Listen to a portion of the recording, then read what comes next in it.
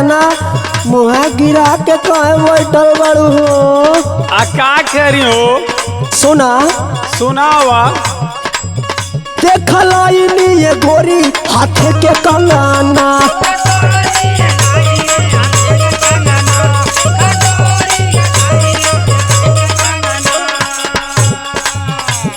मुहवा फूलावालू कहे के इतना, मुहवा फूलावालू कहे के इतना, देखल ये गोरी हाथ के कंगना।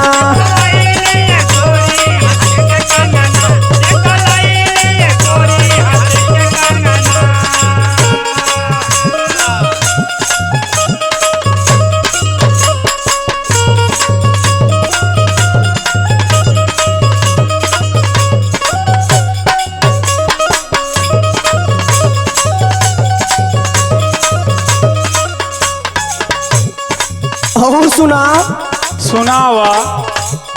कौन तो है दुख बाटे कौन परेशानी,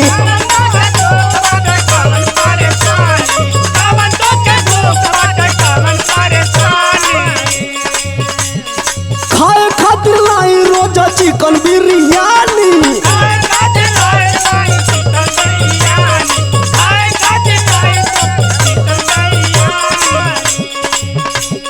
कौन तो है दुख बाटे कौन परेशानी, खाए खातिर लाई रोजा चिकन बिरयानी। तोहरा से खुश रहेला अंगना, तोहरा से खुश रहेला अंगना, देखल ये गोरी हाथ के कंगना।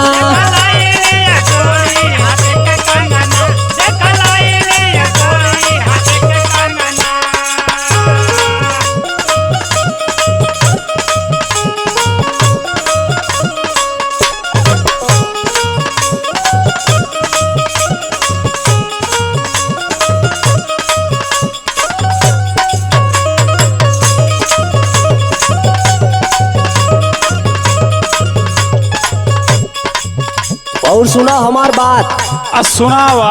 जानत है तू सुभाष बो के चक्कर में फंस के तू इतना जाल बिछावत हो। अच्छा सुना सुनावा। पति से नया तना नाराज भइल जाला,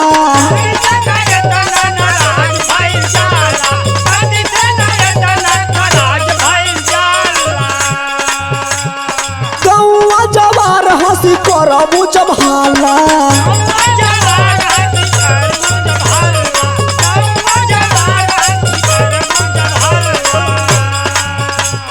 पति से नया तना नाराज भइल जाला, गौवा जवार हंसी करबू जब हाला। रजुआ हो तो हके मानेला अपना, रजुआ हो तो हके मानेला अपना, देखल ये गोरी हाथ के कंगना।